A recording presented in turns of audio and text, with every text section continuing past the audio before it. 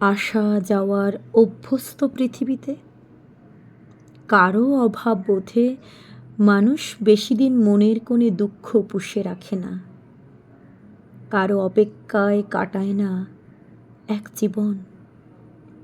কেউ অভিযোগ করে ভাঙন বেছে নিলেও কাছে থাকার অধিকার দেখিয়ে বলে না, অভিমানে খানিকক্ষণ দূরে সরে থাকো, তবুও কখনো দীর্ঘ দূরত্ব বাড়ায়ও না।